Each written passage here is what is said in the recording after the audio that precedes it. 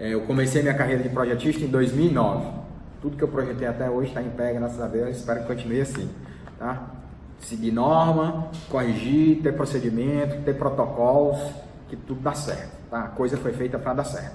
E tipo, ainda hoje, né, os materiais avançam. Você imagina, por exemplo, que o centro das grandes cidades desse país foram projetados com FCK de 15 megapascal, cara. Você não acha isso bizarro, não, pra gente? Porque eu penso nisso e eu acho isso meio bizarro, se você pensar. O cara projetava um tempo atrás, uns 2 anos atrás, eu estava fazendo a verificação de segurança de uma ponte, da década de 60. A ponte foi feita com um vão central e 2 balanços, que era um método de construção muito comum da época. O cara fazia um vão central, por exemplo, de 21 metros e deixava 2 balanços com 1/3 do vão central. Você pega vários projetos, é muito engraçado isso, você pega vários projetos de pontes, era exatamente todos esses modelos. Você tinha uma limitação do FCK, ia ver o FCK do cara, era 15, 20 megapascal, o aço era CA24. E tá lá, você tem pontes no Brasil hoje que tem mais de 100 anos, tem pontes de 120 anos, 130 anos, que ainda estão sendo utilizadas. Tem várias dessas pontes aí no Brasil que estão sendo utilizadas. E é meio bizarro assim você dimensionar para mim, né? Para nós, inclusive, que já entrou na era dos concretos com 30, 40 MPa. Hoje toda ponte é 40 MPa. Principalmente que a maioria das pontes hoje, com exceção de ponte que é no local, um pontilhão, ou que é um local muito esmo, assim, você vai fazer tudo pré-moldado. As vigas já chegam prontas, você simplesmente vai deixar a viga lá, chega com o estribo passando da altura da viga, para poder encaixar lá com a laje e fazer a concretagem da laje com a viga no local. Mas a viga chega pronta. Como é feito em fábrica, você tem um controle de umidade, controle de tudo. Então você faz a viga tranquilamente com FCK de 40 megapascal. Você imagina você sair de 40 para 15. Né? E a galera projetava bem, e tá tudo aí em pé, né?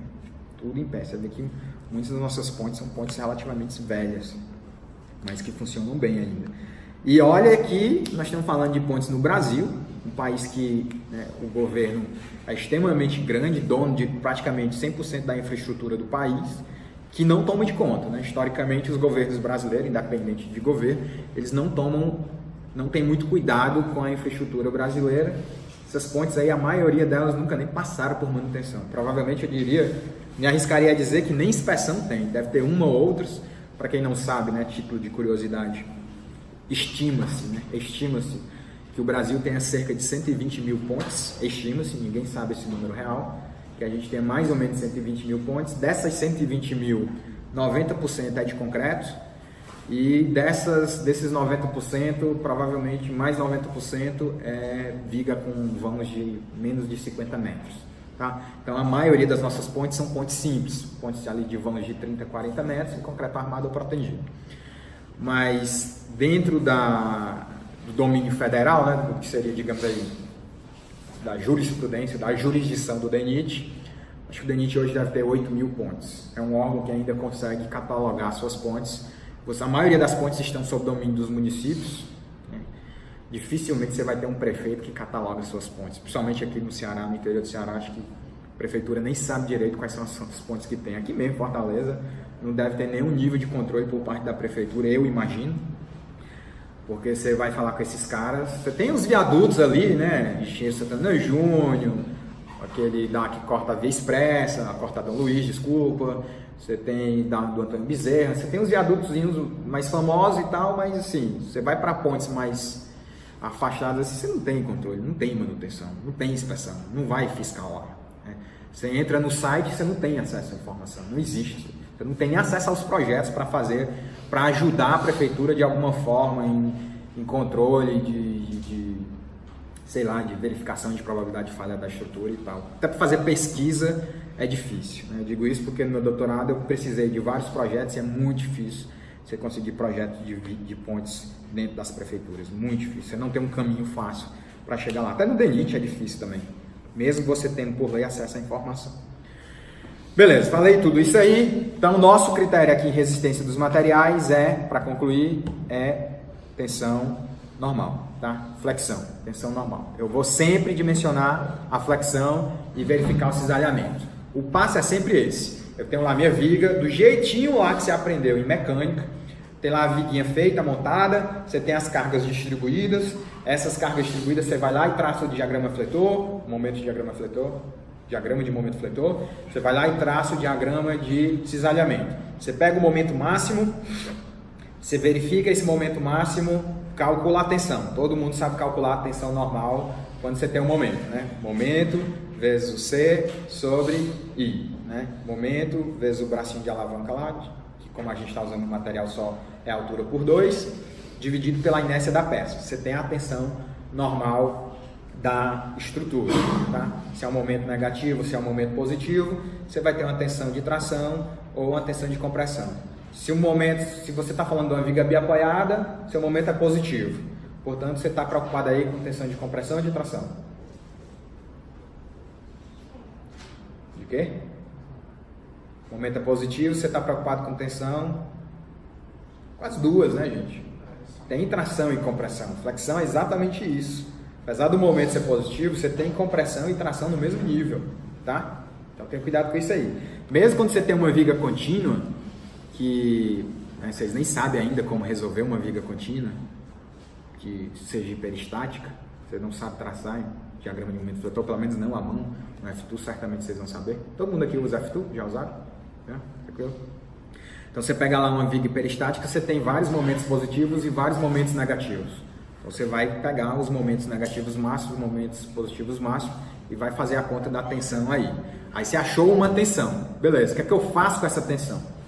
Tudo, gente, praticamente tudo em engenharia, independente de ser civil, tudo em engenharia gira em torno do seguinte: você, com aquela formulazinha aqui, ó, sigma dm maior que o sigma sol. Essa equação, ela resume o que há de engenharia. Ou seja, qualquer esforço admissível tem que ser maior do que o esforço solicitante. É isso que garante a segurança da tua estrutura.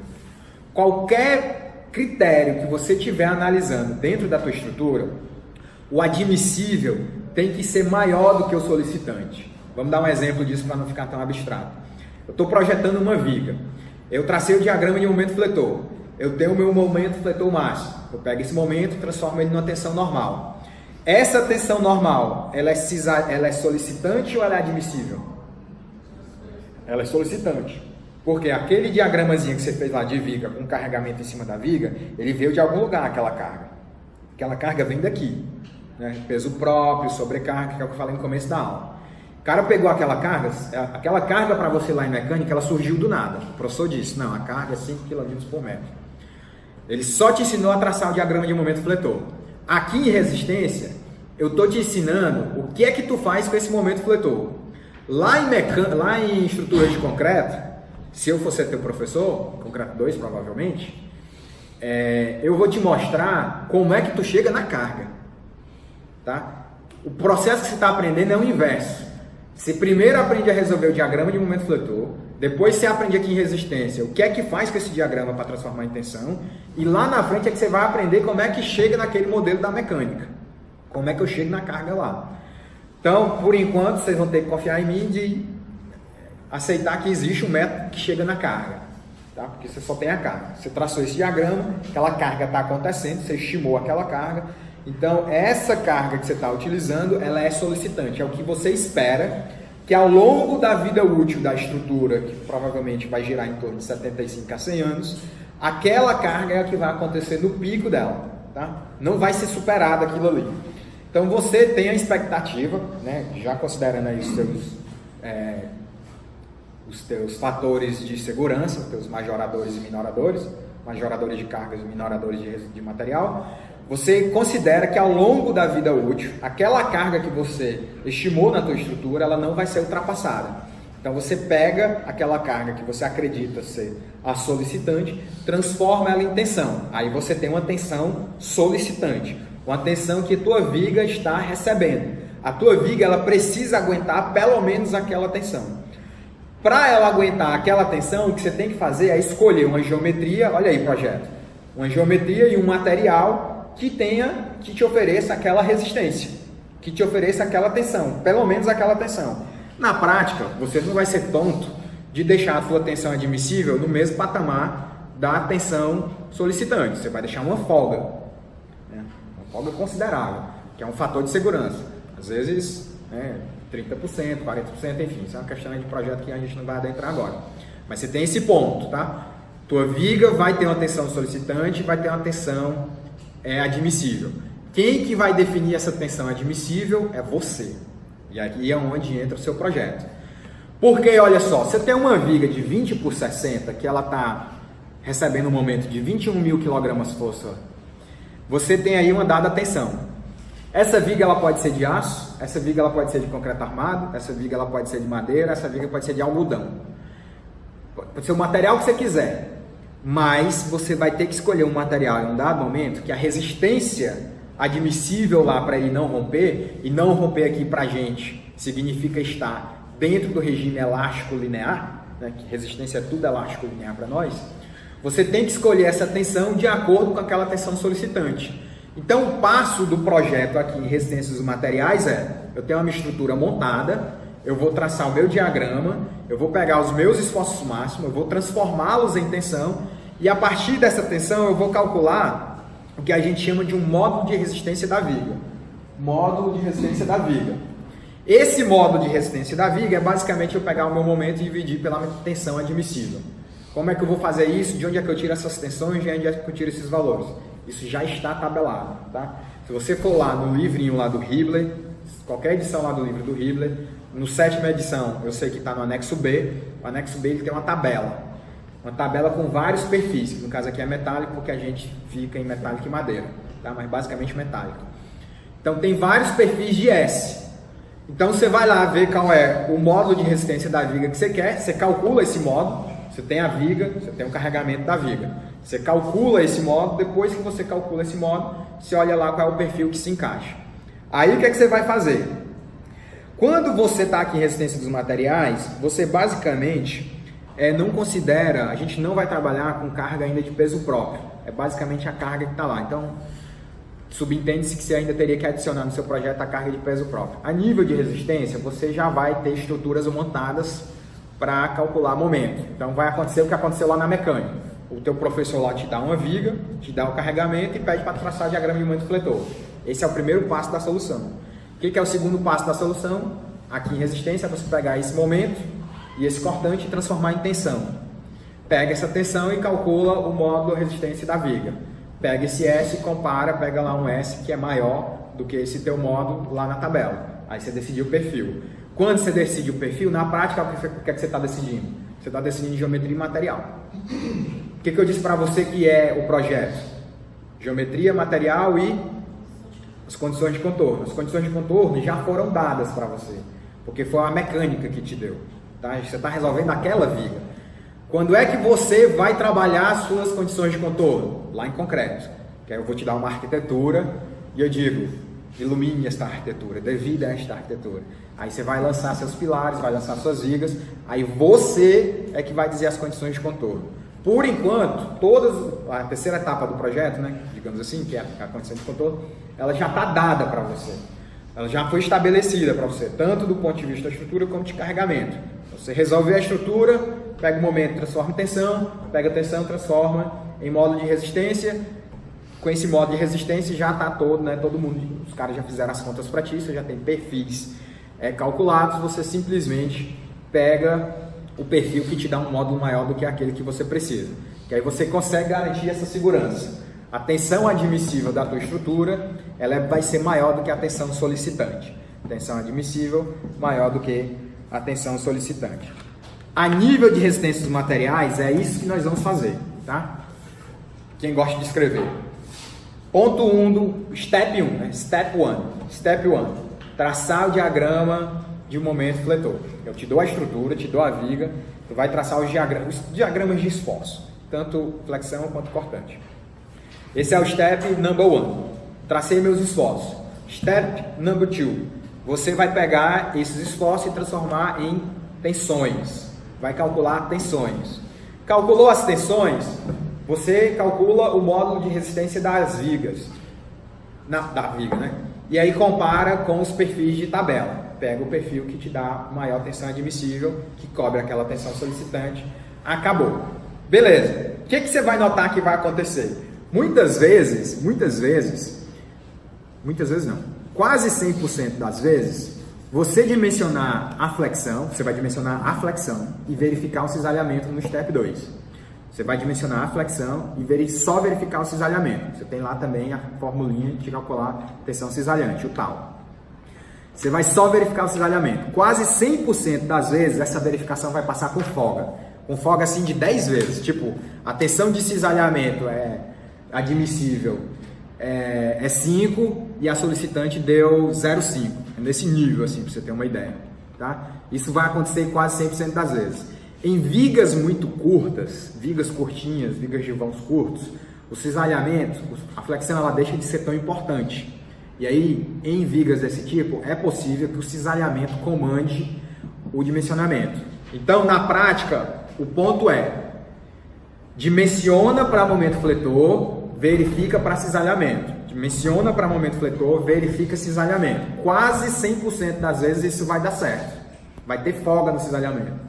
Mas você sempre tem que verificar cisalhamento. Se lá na tua prova, no exercício, tu só calculou o momento fletor, calculou a tensão normal, calculou o S, né, o nosso módulo de resistência da viga, viu qual é o S necessário e me deu um perfil e não verificou cisalhamento, tá errado, tá? Não tá correto. Professor, mas eu verifiquei o momento, mas não verificou cisalhamento. Você tem que verificar cisalhamento, tá? Então anota isso aí, sempre verificar o cisalhamento. Que pode ser que o teu professor esteja num dia iluminado e ele consiga achar uma viga que o dimensionamento é comandado pelo cisalhamento. Então sempre verifique o cisalhamento, sempre, é sua obrigação, tá? Sempre. Tenham medo de cisalhamento igual a gente tem medo de água, engenheiro, né? Ok? Então esses são os passos para dimensionamento para projeto de vigas. Resumamos, projeto de vigas. Definir geometria, material e condições de contorno. Geometria, material, condições de contorno. Aqui em resistências materiais, o que a gente vai fazer? Traçar diagrama de momento fletor, traçar diagrama de esforço cortante. Pegar o diagrama de momento fletor, calcular a tensão normal. Pegar o diagrama de esforço cortante, calcular a tensão de cisalhamento. Dimensiono minha estrutura, defino o meu perfil, vou fazer o cálculo do meu módulo de resistência de viga com base no momento fletor. Dimensiono a viga para momento fletor. Dimensionei, passou. Verifico o cisalhamento, passou. O projeto está feito. Tá? Acabou o projeto. É isso aí. Você me dá um perfil, professor, de acordo com a tabela, o perfil é esse aqui, tem tanto de flange, tem tanto de altura, a alma tem essa espessura, tá lá todos os dados lá no finalzinho lá só você olhar o anexo B do Hibbeler, quem tá com o livro, olha depois, e aí você tem o projeto dado. Beleza, só para finalizar aqui, a gente fazer um exemplinho, quando você projeta viga, eu listei aqui, ó, 3, 6, 7 outros critérios que você também tem que verificar quando você está projetando. Entre esses critérios eu coloquei só alguns, tá? Flambagem, deflexão, fissura, torção, corrosão, fadiga, vibração. Tudo isso aí, gente, todos esses, digamos assim, todas essas variáveis terão que ser verificadas dentro do seu projeto. Novamente, em resistência dos materiais, aqui, resistência dos materiais 2, nós nos preocupamos com tensão normal. Lá, mais à frente, quando você sair daqui e estiver projetando para valer, você vai ter que se preocupar com tudo. E a forma de projetar que a gente tem, ela é bifurcada em 2 estados. O estado limite último e o estado limite de serviço. Eles levam exatamente esse nome. ELU e ELS. Estado limite último, estado limite de serviço.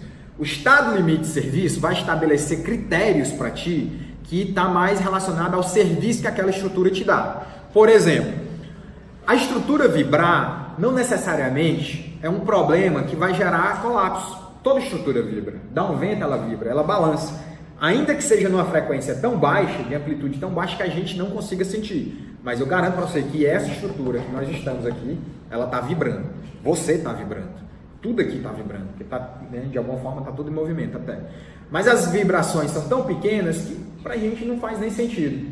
Tem aquela ponte ali que chega pertinho ali da Raul Barbosa, onde eu não sei se vocês vão estar se ligando ali. Você pega a Rogaciano Leite, pega aquela rua ali que vai para, como se você quisesse ir para o aeroporto, e aí tem uma ponte ali pertinho da Raul Barbosa. Acho que é na Raul Barbosa mesmo, que até tem uma guarita ali. Como é? Murilo Borges. Murilo Borges com a Raul Barbosa, pronto. A Murilo Borges com a Raul Barbosa tem uma ponte ali. E eu pegava muito aquela ponte porque era um trajeto que eu fazia para poder vir para cá. O que acontecia? Às vezes quando engarrafa, você fica em cima da ponte. A mesma ponte que vai dar passagem para mim é a mesma ponte que dá passagem para quem está indo pelo outro lado, né? No sentido inverso. Quando dava engarrafamento no sentido que eu estava e não dava no outro, às vezes eu ficava parado na ponte e passava um ônibus lotado do outro lado. O que acontecia? A minha cabeça ia no teto. Estou sendo hiperbólico aqui, exagerando, mas assim, você sentia o negócio vibrando e você balançava mesmo assim, porque vibrava mesmo. Aquela ponte vai cair? Vai porra nenhuma. Tá ali já tem uns 50 anos, não vai cair. Vibração não é um problema para ela. Se a vibração for exagerada demais, você começa a gerar um desconforto. Mas mesmo numa vibração exagerada que gera desconforto, dificilmente ela vai derrubar. Pode derrubar. Pode derrubar. Estou dizendo que não pode. Estou dizendo que você tem um estado ali limite da vibração que tem mais a ver com a utilização do que propriamente com o colapso. Tem muito mais a ver com o serviço do que a situação última da peça. Essa laje está vibrando, mas você não está sentindo que ela está vibrando, porque a vibração dela é mínima. Então, para a gente, ela está dentro do estado limite de serviço, ou seja, ela está oferecendo um nível de estaticidade para nós que está altamente regular, do ponto que você assiste minha aula sem nem se desconcentrar com a vibração da laje. Então, tá ok. Outro critério que a gente tem é deflexão. Essa laje, ela deflete, né? Ela tem uma flecha, mas com certeza, não tenha dúvida. Toda estrutura flat.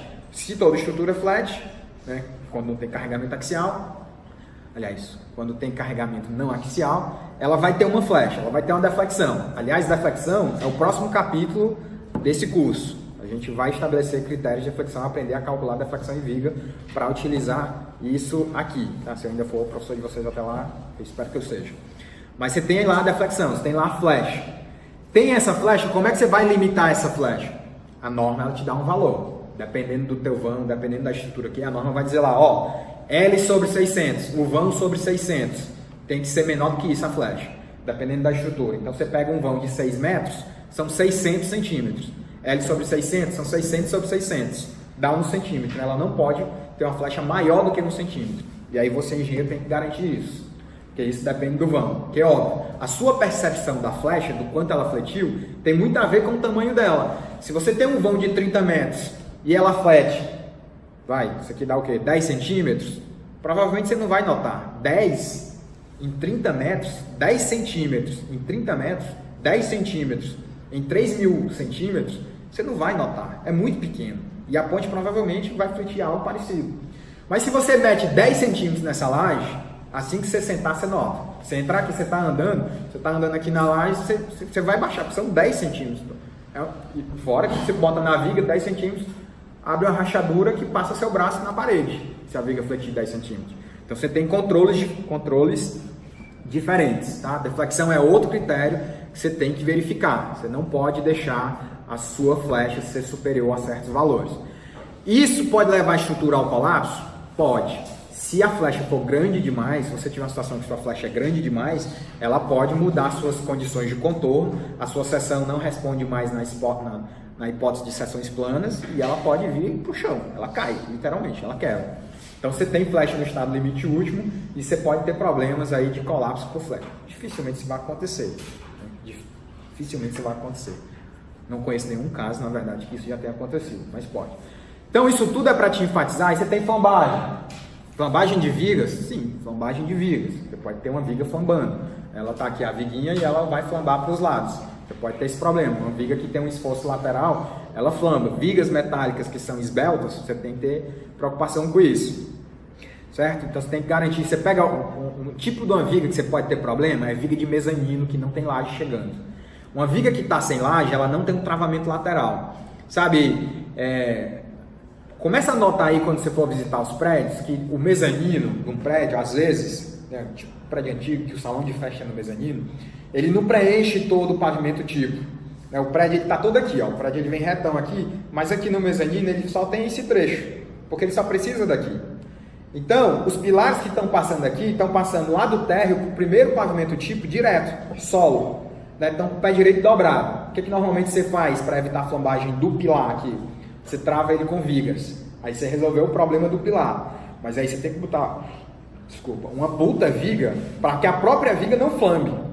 Porque se der um problema ali que o prédio trabalha mais assim, essa viga se apertar ou o pilar fazer assim, essa viga que está ligando aqui, ela flamba, entendeu? Lateralmente. Porque não tem laje travando e impedindo esse movimento. Ela está num grau de liberdade ali dela, de flambagem. Aí como é que você vai combater flambagem de uma viga? Inércia. Você aumenta a seção. Nesse caso, você tem que aumentar a base, não é nem a altura. Tá? Você aumenta a base. A base é quem que vai combater flambagem em viga. Okay? E aí você tem abertura de fissuras, né? Corrosão. Corrosão não é exatamente algo que a gente verifica a nível de cálculo. Como é que corrosão foi resolvido para nós? Para metálica, você tem lá os tratamentos da peça. Para concreto, você tem o que a gente chama de cobrimento. Tudo tabelado, tá? Cobrimento tabelado. Você vai fazer um prédio lá na floresta amazônica. Tem muito CO2? Tem. Bota 3,5 cm de cobrimento. O que é o cobrimento? É a distância entre a face da barra ou do cabo até a face externa da viga. Tá? Então você tem lá a viga, a viga é um quadradão, tipo assim, essa foi a seção da viga. Então o cobrimento, você faz uma bolinha aqui, deixa eu fazer a bolinha aqui. Você tem a bolinha aqui e esse trecho aqui é o cobrimento. A peça ela protege, ela embebeda, ela cobre, a peça de concreto cobre a viga. E aí você tem ali um tempo, né, vocês sabem disso, mas essa ligação do concreto com a barra, ela cria uma camada ali que protege a barra de corrosão. Corrosão acontece por dois fenômenos, tá? Dois fenômenos, você considera que por dois fenômenos se inicia o processo de corrosão. Um é o que a gente chama de carbonatação e o outro é o que a gente chama de ataque de cloreto. Carbonatação é literalmente o CO2 entrando na tua estrutura. Leva anos, mesmo 3 centímetros, 4 centímetros, né, se a estrutura tiver sido concretada direitinho, vai levar aí 50 anos, 70 anos, 100 anos para o CO2 atingir a armadura. Mas ele vai avançando, um milímetrozinho, tem lá equações, tem modelos para você estudar isso. Quando o CO2 entra lá, encosta na barra, o O2 do CO2, ele começa a oxidar a barra e aí gera a corrosão efetivamente. Por curiosidade, não tem nada a ver com a disciplina, mas por curiosidade, corrosão é um fenômeno expansivo. Então você tem lá a seção transversal, quando a corrosão começa a acontecer, ele vai virar um pó. Tá? Esse pó ele tem um volume maior do que a barra, porque a densidade dele é menor. Então, quando a corrosão começa a acontecer, tudo isso lá dentro do concreto, tá tudo confinado. Esse pozinho ele vai aumentar, a seção transversal, né? Vai aumentar. O que vai acontecer com o concreto? Ele vai ser submetido a tensões que não existiam antes, porque vai estar sendo comprimido. E aí acontece um fenômeno chamado de spalling ou desplacamento. Tá? Você tem literalmente peças do concreto, peças inteiras, que você pega assim com a mão, caindo da estrutura. Isso é o que a gente chama de spalling. O outro fenômeno que causa corrosão é o que a gente chama de ataque de cloretos, né? O NaCl, cloreto de sódio, o famoso sal. E aí você tem estruturas marítimas, aqui a gente mora na cidade litorânea, tem estruturas aqui na beira-mar de Fortaleza, e você tem lá problemas do tipo maresia. Eu moro perto, relativamente, assim, não moro perto da praia, não dá para ver a praia do meu apartamento, mas eu moro num local que sofre com muita maresia. E esses dias eu fui no Santos, vou fazer um merchan pro Santos, aliás, a minha sogra me deu um presente que foi uma estruturinha metálica lá para guardar sapato. E aí eu botei essa estrutura pertinho da janela. E o que acontecia? A face dela que dava de cara com a janela corroeu toda. A outra face lá, que é tipo uma estantezinha, ficou intacta. Tudo por conta da maresia de ataque de cloreto, né? Tudo em NaCl, corrói. Só que demora a chegar lá. É o mesmo caso na carbonatação. Mesmo a estrutura que é executada de concreto lá no mar, né, praticamente 100% das fundações das estruturas que estão na água, praticamente não, né? 100% das fundações são em concreto, vai chegar um momento que vai corroer, mas vai demorar 100, 200, 300 anos, né? Principalmente se for bem tratado, um concreto aí, próprio para trabalhar dentro da água e tal. Então, você tem aí ataque de cloreto, você tem carbonatação, dois grupos aí que estudam corrosão. Nós aqui no Brasil, dependemos mais, Brasil e China, estudam muito carbonatação. Europa e Estados Unidos estudam muito ataque de cloreto, porque lá eles têm um problema que nós aqui não temos, que são a neve. Tá? Neve lá causa dá problemas para ele com ataque de cloreto. Então eles estão muito mais preocupados com modelos relativos a ataque de cloreto. Nós aqui no Brasil muito mais preocupados, principalmente para quem está mais na zona continental, preocupados com carbonatação. Diga aí. Professor, tem algumas pontes que acho que não é nem ponte, acho que é espigão, que tem, por exemplo, na praia que é de madeira. A fundação também é de concreto ou é só... Provavelmente madeira.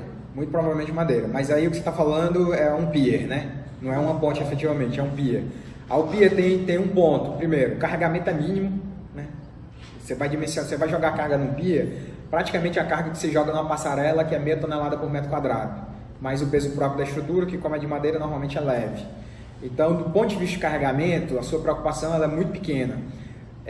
Aí realmente entra critérios desse tipo aqui. Obviamente você vai verificar a tensão e tal, mas entra critérios desse tipo. Mas tem um fenômeno biológico, cara, que ajuda muito na proteção da estrutura. Que você vai ver, cria-se uns corais, uns cristais, não sei nem como é que a gente chama isso. Mas que cria-se uma camada que protege o contato, que protege essa madeira.